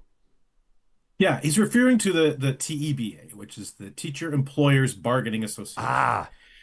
And so about 10 years ago, in 2015, it was legislated as the central bargaining representative for all the school boards for central issues such as wages and monetary issues. And so what it is it's got a 15-member board. 7 members are appointed by the school boards. There's a formula for, how they determine who gets on that and how they represent the different types of boards. And then 8 members of that board are appointed by the provincial government. And so I think that's the key issue here. And so this is officially an association of the various school boards across the province. But who really controls what happens in that association, in particular around its bargaining mandate, and how it, what it brings to the table, is essentially controlled by the provincial government because they have a majority vote on the board. They also have the capacity through the Public Sector Employers Act, where they can impose on all public sector employers, not just school boards, a secret mandate that all those employers must meet. And it's really, really shifted the nature of bargaining in the public sector in Alberta in the last couple of rounds. I and a couple of colleagues have done a fair bit of research into this to see that it's actually been fairly damaging at the tables. The key here is that the government is in the driver's seat. And so while the school boards, are obviously the employer of record, and they're not irrelevant, but the government is the driver here. And so the teachers are essentially bargaining with the province around these issues. And I think that's the key takeaway in terms of understanding the dynamics that we're seeing. So let's talk about possible pathways to resolution there. I mean, that's what most people are going to care about right now. Most people are in week 2, at least parents, of figuring out, day to day, what childcare is going to look like. They're making adjustments with their employers, and people are tapping into neighbors and grandparents and everything else. And obviously teachers, let's recognize, are not receiving strike pay either. We had a particularly inflammatory submission for a sound-off feature we do. I'm not sure if you're familiar with the flamethrower presented by the DQs of Northwest Edmonton and Sherwood Park. We had a real talker by the name of KP write in and say that he hopes this goes through till Christmas. He says, let the teachers suffer, let the teachers struggle. But the reality is for a lot of households, you just cut off a paycheck, all of a sudden a sense of urgency develops. I think everybody, including government, wants to see this resolved. Are there different pathways? I mean, how do you see it playing out possibly? Yeah, there are definitely a couple pathways, and I certainly share your sentiment, right? I mean, no one likes being on strike. It's a very stressful, very difficult thing. I certainly have friends who are teachers, and they're very, very stressed out right now, and quite naturally. So I don't anticipate this is definitely not going till Christmas. This is going to get resolved before that. The pathways that I sort of see is that I think either the bargaining that's starting today actually starts to drive something, and they actually do have something new on the table that they could talk about that maybe gets us a deal hopefully by the end of the week. I think if we don't see a deal by the end of the week, the government is going to start contemplating its legislative options. And the key one is, they would have to call the legislature back, pass some back to work legislation that would either impose binding arbitration or potentially even impose certain contract provisions. That's kind of what they did last time in 2002. So those are the two primary ways in which this is going to get resolved. I don't see this dragging out for a month. I just don't think either party can make that happen. I don't think that works for either party. And so either we're going to see a resolution relatively quickly, one that's negotiated, or unfortunately we may end up seeing the government resort to back to work legislation. And I say unfortunately because the research is really clear that this might solve a short-term problem, but it compounds the longer term problems, and it's just going to make things worse down the road. It makes a strike down the road more likely, and so so that's why I call that unfortunate, but that is the second main way in which I think this might get resolved. Yeah, I try not to turn everything into a sports metaphor, but I think everyone will acknowledge when you see contract disputes, not always disputes, but typically, when pro athletes go to arbitration with their teams, it has struck me as a very rare circumstance when it works out great long term. I mean, kind of the whole premise in arbitration is that the player's representatives, his agent, is talking about everything that athlete brings to the table, the wonderful attributes, and the team is trying to stamp down that sort of ambitious nature of the contract, the deal the athlete's trying to sign, talking about everywhere the athlete falls short. And people have often pointed out that in sports arbitration, the psychological or relationship damage that occurs as a result oftentimes dooms the relationship longer term between the athlete and that franchise. And you can see that happening the same way. It just feels like you're kicking the ball further down the road. And that's precisely what it is especially when the parties don't go into it willingly, right? When they're being forced into it. Arbitrators, tend to be relatively small c conservative in terms of how they manage this, because their job is to try and deal with what's in front of them. Often, and this is what happened again, as I mentioned, in 2002, is the government can set the parameters of what the arbitrator is allowed to look at and not look at. And so in 2002, the government took class sizes off the table. So the arbitrator wasn't allowed to even consider those kinds of issues. And so it creates what we know when we see that when the parties rely on binding arbitration, not only does it undermine the bargaining relationship, because quite frankly, it gives the employer an incentive to not bargain because they could just get binding arbitration and have their problem solved for them. And B, it leaves this lingering resentment amongst workers. And if the teachers are already angry and they're already upset about their priorities not being addressed, forcing them into arbitration, forcing a deal down their throat that they don't want, I see that as being, all you're doing is stuffing gunpowder in a barrel. And one of those days it's going to explode. Yeah, no kidding. One of the things, I'll just ask you this in closing, I think it's a very compelling statistic. It's maybe a disheartening or concerning statistic for people in the context of this strike, is that Alberta, as one of Canada's most prosperous provinces, and a province that's very proud of its economy and its contributions to the country, funds students. I think most people know this at a level among the lowest in Canada. Through some budgets, it has been the lowest per student funding in the country. Do you think that that's a compelling statistic when made public to prompt the government to invest more in education? Is there an ideology at play, in your opinion, that perpetuates that trend? I mean, how do you wrap your mind around that? Yeah, I do think it's an effective statistic because I think it really speaks to government priorities. That if we really are, and if we in the study, I know the studies that we're talking about, it looks when you look solely at public schools, we have the lowest per capita funding in the country. That's shocking, I think, to an Albertan. And so I think it speaks to government priorities. It's speaking to the fact that public education is not one of their priorities, especially when you look at, since 2019, in the last 6 years, the UCP has actually favored charter schools and private schools in terms of their funding. They have not had the same sort of reductions in their per capita funding that we have seen to the public system. And so I think it speaks very much to priorities. And that seems that what the government seems to be saying to Albertans is that they're prioritizing private schools over public schools, and they're prioritizing other priorities, such as tax cuts, over ensuring that our kids get the education that they deserve. I mean, I always like to remind people when the government talks about the $6 billion deficit that's coming, is that in the last budget, less than a year ago, they passed a tax cut that's worth $1 billion a year. So this is about priorities. And I think the government, up until this point, has been not placing the appropriate priority on ensuring a solid public education system.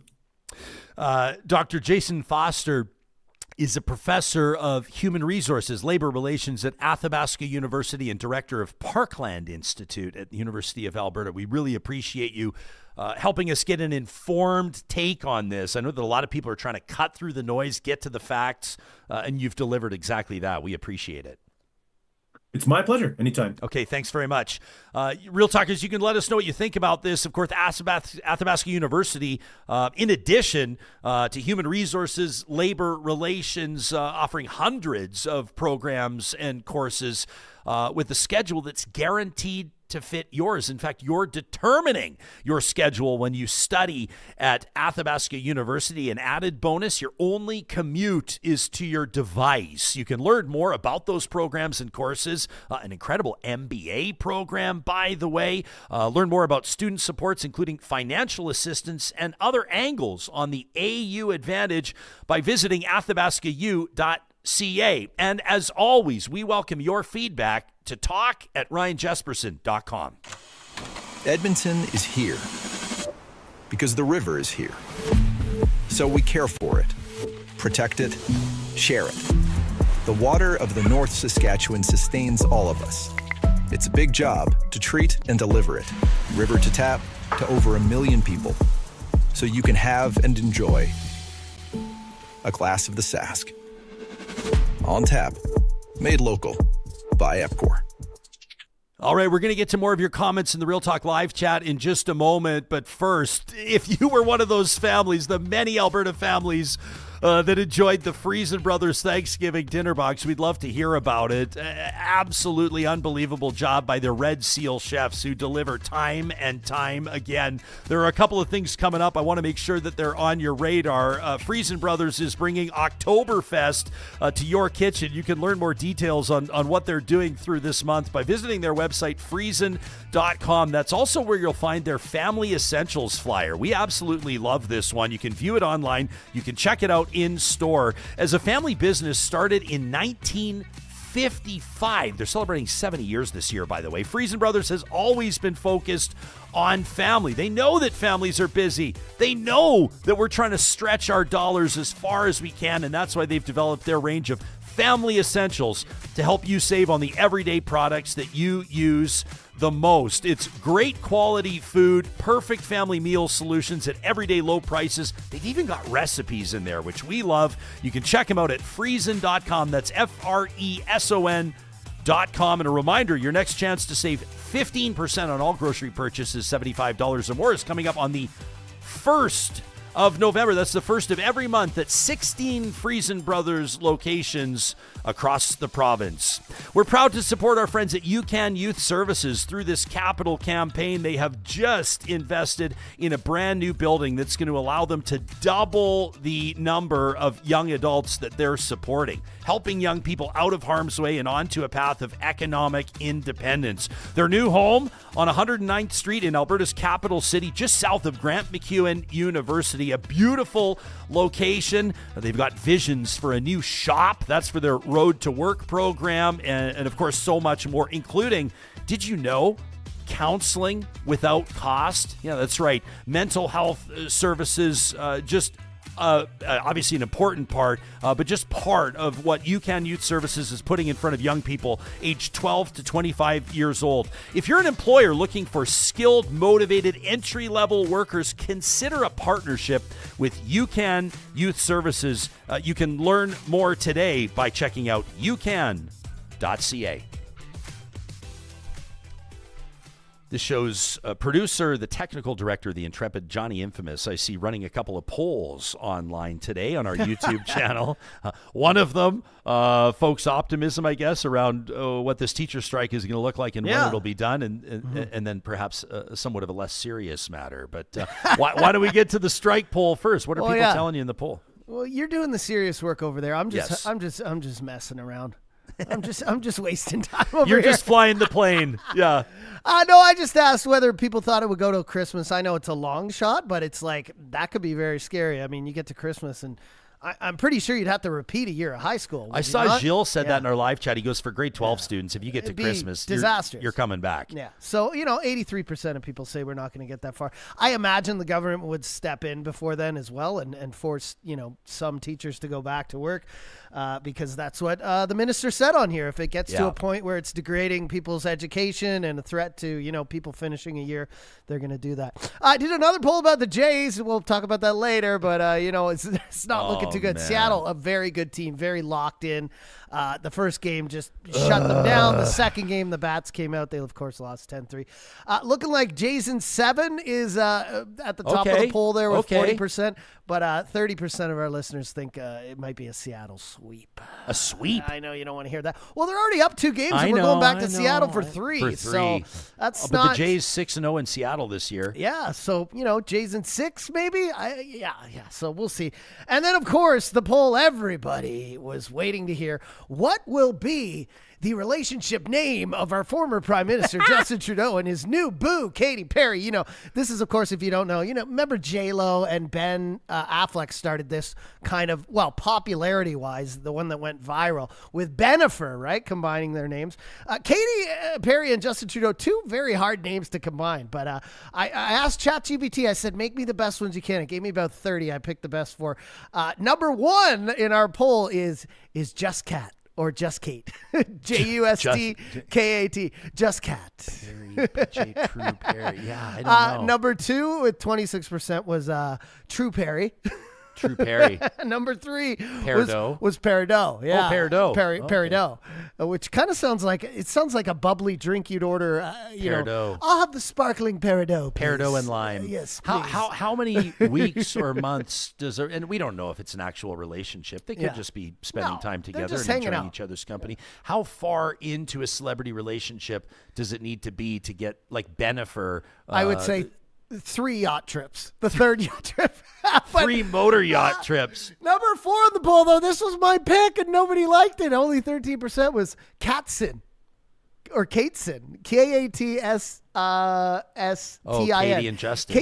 Kateston or Catston. I thought that was the one that rolled off the tongue the best. But my opinion on this is whatever. Just he's out of the public life. Well, he's kind of, I imagine once things die down, you're going to see Trudeau in some sort of speaking role where he tours around and talks about $250,000 a gig. Something with climate change or green energy or some sort of liberal policy where, once things have died down that he does that and that becomes his kind of, retirement role, or maybe he just doesn't do anything. But I don't know. I don't know if I care if it's a person on the left or the right or someone I like or don't like. whatever. Get out there, have some fun. He's a bachelor. He's not doing anything crazy. He's not like, drinking, doing drugs, partying. He's just on a yacht with someone, having a nice time. It's Yeah, exactly. It's I thought it was kind of neat to see the Biebers celebrating their anniversary that was in great Alberta too. as Yeah, well. I mean, obviously they've just got great taste. We're very proud of our Rocky Mountains here in our home province. Bieber's They've a got whole great taste. Bieber's a whole nother thing nowadays because people are like, oh, like I think he's on drugs. I think he's blah blah blah. Like why? Because he's not going out as much. Because he's a bit of an introvert. Because he grew a beard. Like nobody really knows. The guy's married. He's hanging out in Canada on a canoe with a beard and a funny hat. Doesn't necessarily mean there's anything wrong. Well, and imagine if you were thrust into the international spotlight at, what was it, like 12 or 13? Yeah. He was a global megastar by 15. Yeah. And then people are like, he was like racing his Ferrari around his neighborhood. Yeah, man, he's worth like $300 million and he's 21 at the time. Like, And we can go into all the qualms of people who are on the other side looking in, right? Because he's been through that. He's been through like the asshole douchebag phase where he hated everyone. He's been through the like lipping off to photographers, and now he's kind of like been like, okay, my life is never going to be private. He went through the drugs and drinking. There was the thing where he was like really drunk in the back of a nightclub pissing into a mop bucket while like the guy who uses the mop was like in the background of the picture. And it was like, come on, dude. So, I mean... all of this stuff is just kind of, I'm over it. Maybe it's because I'm getting older. I mean, I know people still like the tabloids. They go to the grocery store, they see that magazine, they pick it up or whatever. Do people still buy those?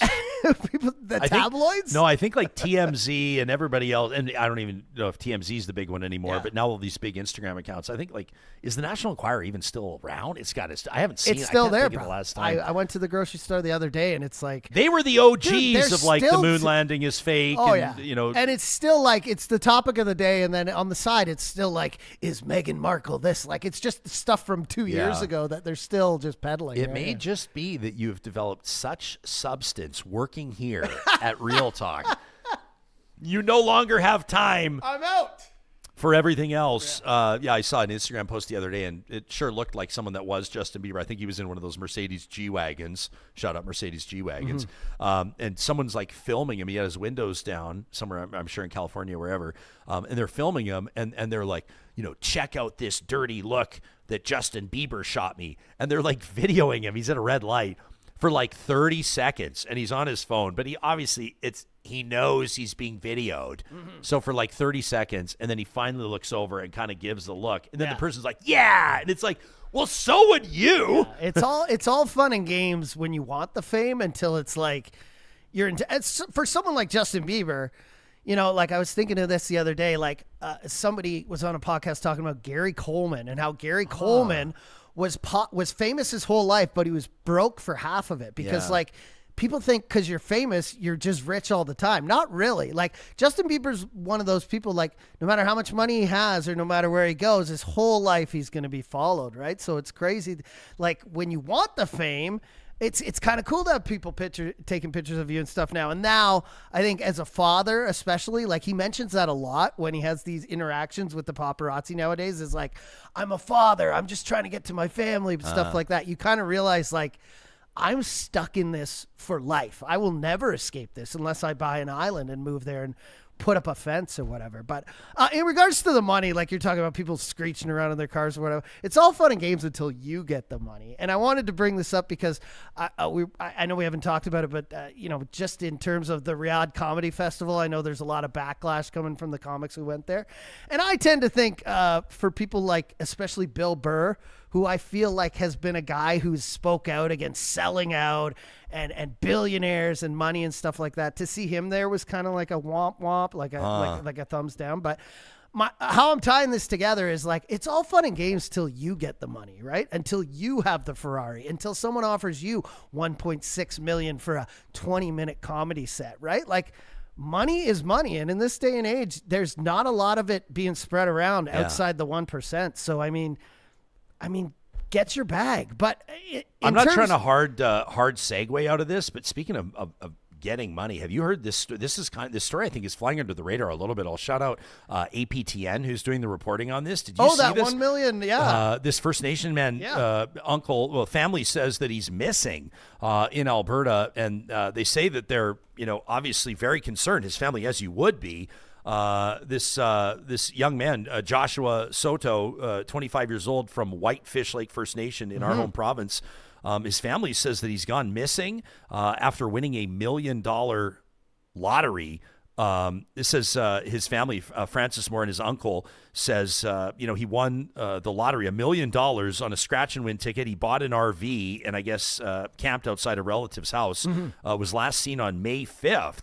And they say that when family members had called him, his uncle that's doing the interview here, Francis Moran with APTN, you can check it out, aptnnews.ca. Obviously a very concerning story.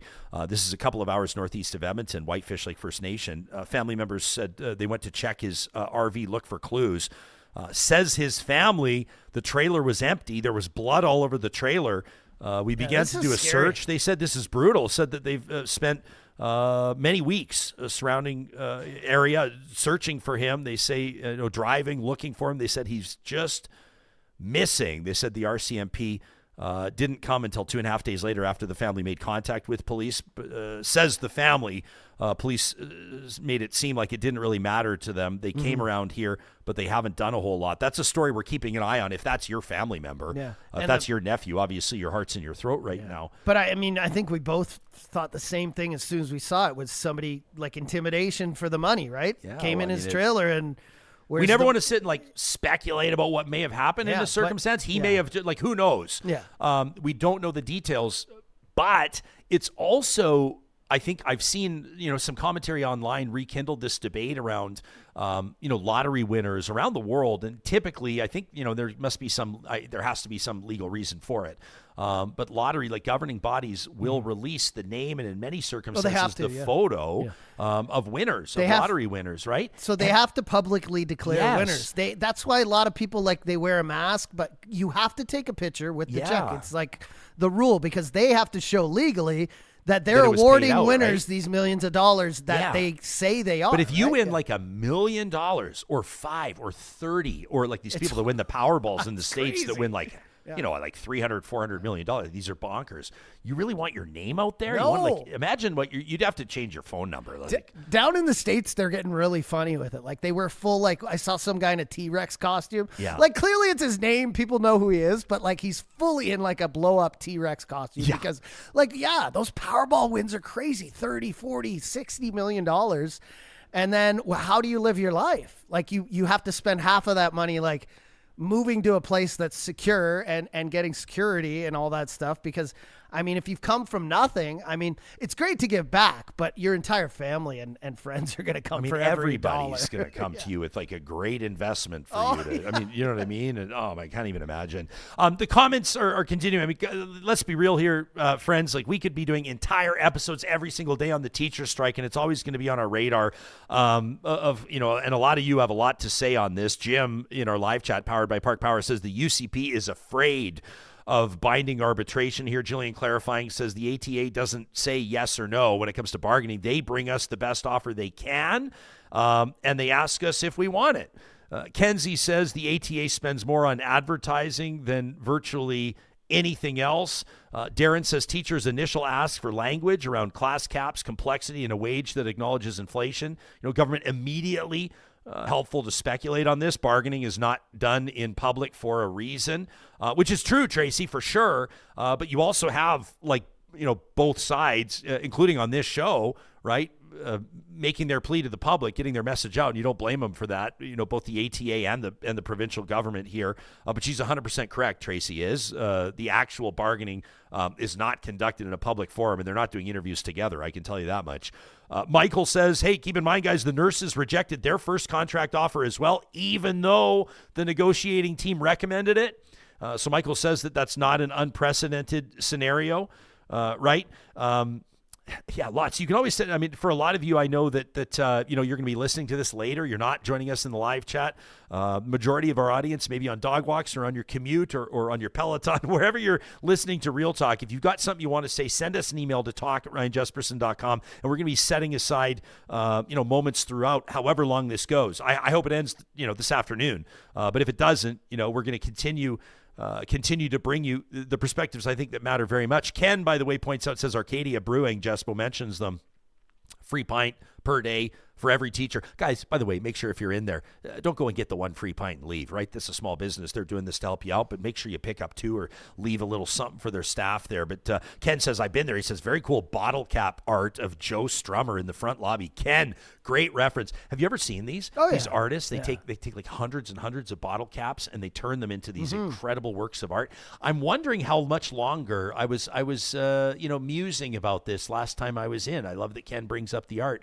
How much longer are these artists going to have inventory? When's the last time you bought a case of bottled beers? Was it recently? Yeah. Oh, was it really? So I only buy 1 bottle of beer. Can you guess? You're the guy. You're who an knows MGD me. guy. Not an MGD. Close. It's the Miller High Life. Oh, Miller High Life. I love the shape of the bottle. I don't know what it is. I don't even know if the beer's good anymore. I think it's like a mental thing, but I just love the smooth neck of it. Like it doesn't pop out. And it just... Maybe it's the American in me. It just looks like a beer you have in the summer out wherever. There's nothing like a bottle. I agree with you. The way that and the way it it sits looks, in the the ice. Miller High Life, yeah. But I don't. I mean, I see Corona in cans now. Like I think of all like the classic bottled beers. I think Corona. I think Heineken. I was just gonna say I would think Corona, Heineken, and for me Stella, Miller High Life are the only 3 that you get in. Yeah, I wonder what Stella percent. too. You wouldn't buy Stella in a can. Yeah, I've had Stella in cans. It's not bad. Yeah, I mean it's fine. It is. It is what it is. But other than that, yeah, like it's got to be like 1% of beers sold in the world are in bottles. If I go get like Coors Light or whatever, I'm definitely avoiding the bottles. Like I never, or Bud Light or whatever. Sell them anymore. Aaron says support the teachers. Full stop. Tony says this tired old argument of teachers getting the summer off. How about we do a comparison to the number of days that MLAs are actually sitting in the legislature and how much they get paid? Hey-oh. Yeah, not bad. Others of you are talking about, do you guys call it TEBA, T-E-B-A? I thought the guy said TVA. TEBA says they're only allowed to offer us what the government says and they can't give us any more. Negotiations limited to what the government, the UCP, says it can offer. So class caps, for example, were not even up for discussion. Tony says it's sad that there's people that feel that education should be a for-profit business instead of an investment into the growth of the province, which I think is obviously an important observation. And, we can talk a lot, I kind of got into it with the education minister on, how Alberta approaches funding private education versus other provinces, and always room for healthy debate there. Here's Jill's comment, says, grade 12s and maybe more would definitely have to repeat their entire year, maybe with less classes if this strike goes till Christmas. We got the minister on the record. I said to him, and Johnny, that interview would have been first week of October. I said to him, if this lasts 2 months, and he kind of jumped in on me, and he said, if this goes 2 months, we're definitely talking irreparable harm. Yeah. So that puts it into mid-December. There's no way they're letting it get there. As mentioned, in our recent interview with Jason there, with Dr. Foster, 2002, again, different government, different stakes, similar, obviously, landscape, I guess, in the sense that we're talking about kids in education. 3 weeks was when they were ordered back. So that would be approximately, if they were to hit that same time frame, about 10 days from now. Yeah. Right? Yeah. And when you're talking about publicly funded, I think it ties in with the other strike going on right now, which is Canada Post, because I notice this. People always argue like, education, publicly funded, blah, blah, blah. But like, the guys on strike and the gals on strike with the post office, and I've argued this on the show before, because I do think there's a part, especially package delivery, which is kind of dying with Canada Post. But I mean, how can you argue that education should be publicly funded and not a public service like delivering the mail? And I understand like people are sick of flyers and delivery times are way longer than Amazon overnight delivery and Purelator and FedEx and all these other things. But there's still people who rely on snail mail for things. Like we were talking about this last Christmas. Us. We rely on it as a business. Too. Last Christmas we were talking about this as well. Like charity. What are those cards people get at Christmas in the mail? Those only come in the mail. Like those are the only way to reach some people, especially rural people. I'm sure that are listening right now. You know, like Amazon doesn't come out there. Things like that. So yeah. Yeah. Oh, wow. Dwayne's trying to really get started here. I mean, we already had the dark versus light turkey meat. I mean, we're hammering the important stuff here on Real Talk, guys, before we broke. Dwayne says you got to have a new poll question. Justin Bieber or Rush, even with their new drummer. Oh, boy. What? I know. My most controversial opinion as a Canadian is that I'm not like huge on Rush, to be honest with you. I've been to a Rush show. I acknowledge their talent. I acknowledge Geddy Lee and the iconic status. Yeah. I've never really like. It's a certain flavor. It's not an obscure taste, I wouldn't want to say, but it's like you know, like jam rock, you know, like fish and stuff like that. Yeah. We have a friend, Rich Myers. Shout out to Rich Myers. Shout out, Rich. And he is the biggest fish fan ever. And I just don't get it. I mean, I do get it. You take mushrooms and you listen to some guy play a song for 20 minutes, and it's never the same. Like, fish fan. Yeah. But Rush is another one where, like, yes, I understand a few of the songs that are big, but a lot of their music, I'm like, it's kind of jam rock, and I don't get it that much. But I understand music is the one thing that is truly, you know, really subjective. I'm really not trying to pick a fight here, but I will just say at the Rush show that I was at, probably incredible. Yes, incredible. You know what I would compare it to? Not the euphoria of a roller coaster. Drummer's insane. I very much enjoyed it, and I couldn't wait for it to end. Both things can be true at the same time. Ambustion says, I think that Trudeau having a fling with Katy Perry is absolutely hilarious. It gives the mouth breathers something to bitch about to keep them wasting their energy instead of finally chipping those Trudeau stickers off the back of their truck. It's a great conversation starter when he's in other countries and people don't really know who he is. Former Prime Minister of Canada, I don't really. Well, I'm actually dating an astronaut. Yes. So. Yeah, exactly. I saw someone made a comment earlier that they were, you know, thinking that how wonderful would it be. And again, I'm going to have to paraphrase. I apologize. I lost the comment. You guys have a lot to say today. But somebody said, you know, wouldn't it be great if Trudeau was still prime minister dating Katy Perry? They said you would see like the Taylor Swift NFL effect as people would tune in from all around the world to Question Period. Yeah. Wouldn't that be great? Can you imagine if he stayed on and Katy Perry became the first lady of Canada? Yeah. Oh my gosh. Yeah. Lori says, OMFG. I thought you guys were talking about something totally different. Lori must be joining our live stream presented by California Closets, maybe a little late in the game. She says, this is really you guys' boring life, talking about Justin and Hailey Bieber. I'm just celebrating the fact that they chose Alberta to celebrate their anniversary. It shows that they've got wonderful taste. And the Tommy Fairmont. says, at the Fairmont. Tommy says, if you're famous, you better watch your P's and Q's. I can't even imagine what that would be like. I can't even imagine. People are watching you all the time.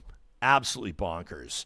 Dwayne says if somebody wins the lottery, the best thing to do is change their name. But wouldn't you hate to have to do that? JJ says, you're right, guys. It is a legal requirement of lottery commissions. You can challenge it, having your name released, but it takes a long time. And so folks typically just go ahead and get their pictures taken. White says it's not just to show that people are getting the money. It says the pictures are more about promotion and propaganda. Like, see, this could be you. It works on me. Works on me. It does. I'm serious, man. I tell you, man, I'd change my name. I'd be out of here. I'd say goodbye to y'all. Move to Costa Rica. But I'd be on a small island. You could buy your own island depending on how big the lottery win was. Yeah, I think, and Miss Katie is not wrong to say, like it or not, Geddy Lee is one of the most respected musicians among musicians. 100%. I'm not trying to crack on Geddy Lee. I'm not trying. I didn't wake up this morning trying to pick a fight with Rush and insult their legacy among the all-time Canadian bands. Yeah, very, very talented guys. The drummer's one of the best drummers of that rock era. I get all of it. But the bottom line, I'll say it again, is music is subjective. You know, it doesn't matter how talented one artist is over the other. It's how their music hits you. Yeah. So, I mean, you can't really tell someone, you know, you have to like this person because they've been doing it forever and they're super talented and they were in the Rock Hall of Fame. And it's like, I don't care. Yeah. That's not what I play on the way to work when I want to relax. You know? Unless it's tragically hip, then you do have to like them. Can we all agree? Okay. Ivana's watching. She says Barbara Streisand dated Pierre Trudeau, almost moved to Canada for him. Says it's in her memoir. So there you go. It's a family. It's a celebrity adjacent and celebrity perpetuating Pierre family. was quite the. He was quite the player. Quite the guy. Quite the player. I've got something that I really want to celebrate in just a quick second. I alluded to it earlier in the show, but before we do, I wanted to make sure that if you're into scary movies, if you're into this time of year, if Fright Night is a big part of your plans through the month of October, we're thrilled to let you know that Northwest Fear Fest is returning to the Metro Cinema at the Garneau, October 15th through the 19th. We have a super fun Real Talk Roundtable coming up a little bit later on this week. By the way, as a matter of fact, it's tomorrow. We're going to talk to Nick Taylor-Vasey from Politico. And then Northwest Fear Fest festival programmer Guy Lavallee is rounding up just some of the most creative talents. But when it comes to those spooky, scary movies, you're not going to want to miss it on Wednesday's Real Talk. You can check out their website. That's northwestfest.ca/FearFest. After last year's edition, such an enormous success, and Edmonton audiences and those of you traveling to Edmonton showed up in droves, packing these theaters for retro classic screenings. They had like Friday the 13th, The Final Chapter, Phantom of the Paradise, and more.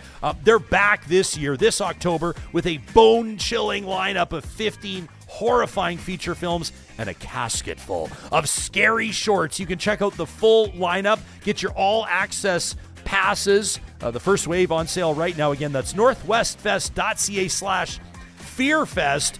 And if you're a Real Talk Patreon supporter, if you're a Real Deal or Real VIP subscriber on YouTube, your inbox this week will have details. Keep an eye out on how you can win passes to go check out Northwest Fear Fest at the Metro Cinema at the Garneau. Also, as October 20th approaches, a reminder that the more than 7,000 public sector workers at Civic Service Union 52, that's CSU 52, are campaigning. They're really, really shining a spotlight on an Edmonton for everyone. What does that mean? Well, you can check out their work at edmontonforeveryone.ca. These are like, library staff and 911 and 311 operators. These are technical staff at the Edmonton Police Service, at the TELUS World of Science. These are the people, the citizens in the Metro Edmonton region that are making Edmonton work proudly, quietly, and every single day. What does an Edmonton for everyone look like? What does it mean? Well, you can check it out today at edmontonforeveryone.ca. All right, first episode of every week presented by our friends at Solar by Kubi. We step out typically out of the news cycle and take a look at a story that filled our bucket, a story that made us smile, a random act of kindness, somebody paying it forward, what have you. It's a positive reflection presented by Kubi Renewable Energy. And I'm going to get personal on this one. An incredible experience just a couple of days ago as our family headed east of Saskatoon, east of Humboldt, Saskatchewan, to the beautiful community of Middle Lake. And that's where the Skelton family farm is. That's where we spent our Thanksgiving.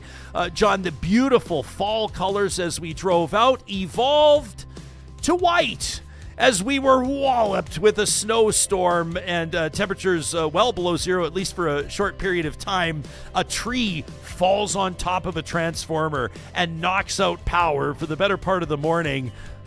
Kids didn't care one bit. The kids were outside having a blast. The only person stressed about it was the person in charge of quarterbacking the Thanksgiving feast. But I'll tell you what, that power was restored because of the Sask Power employees that were out there on their Thanksgiving Sunday doing whatever it takes, and I don't know what goes into it, but doing whatever it takes in less than ideal conditions. You can see if you're watching on YouTube right now, you see that snow just coming at me, just blowing at me. You can imagine what that felt like if you're out there working during a power outage to restore power. My little 3-year-old, Noah, I was talking to him about the workers and how power was going to eventually be back on, buddy, and don't worry about it. And he starts asking about the workers and their families on Thanksgiving. I thought that was absolutely incredible. Yeah. And it kind of allowed us to broaden our conversation and think of the police officers and the firefighters and the paramedics that were on the job, the gas station workers that were on the job, those that were staffing the grocery stores, to make sure that those of us who maybe forgot something and at the last minute had to go out to get the whipped cream for the pumpkin pie or the table buns for the dinner or whatever it was, an opportunity, and it felt appropriate now to shine a light on those that aren't always in the most glamorous jobs. As a matter of fact, they're doing a lot that flies below the surface in areas that we take for granted. I mean, look at our Calgary mayoral debate that we had on the 10th of October. If you missed it, it was a fiery one, by the way. Check that out. What was one of the recurring themes through that? Remember that big Calgary water main break last summer that almost, not quite, but almost interrupted the Calgary Stampede? Who was it out there getting Calgary's water flowing again? It was folks with respect. We don't know their names. Their names aren't in the headlines. They're not the ones doing all the news interviews. They're not even the ones that are being recognized when these situations are resolved. But without these men and women that are showing up in our public services, at the private businesses, on typical holidays, we wouldn't function like we do. So a shout out to those of you that spent a portion or all of your weekend, maybe the nurses, the porters, the janitors and custodians in the hospitals, the long-term care centers. I'm sure I'm forgetting 100 more. But those of you that show up each and every day, including the holidays, on call, sometimes on short notice, putting your turkey dinner aside so everybody else can have theirs. This one's for you. Thank you for what you do. A reminder that you can submit your positive reflection to Real Talk with an email to talk@ryanjespersen.com. Make sure you put positive reflections in the subject line. Positive Reflections is proudly presented weekly by our friends at Solar by Kubi. You can get a free solar quote today by visiting Kubi.ca. We got a busy week in store, including a sit down with Nick Taylor-Vasey. He's the Ottawa Bureau Chief for Politico. That's in our next episode in that Northwest Fear Fest roundtable, which I'm very much looking forward to. And of course, we'll keep a close eye on the Alberta teachers strike. In part, we are understanding as much as we are and seeking to understand more because you're keeping us in the loop.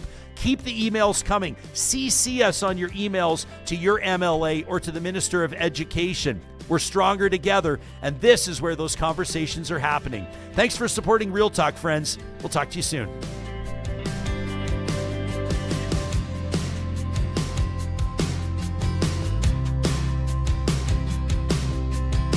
Real Talk is hosted by Ryan Jespersen. Executive producer Josh Dunford.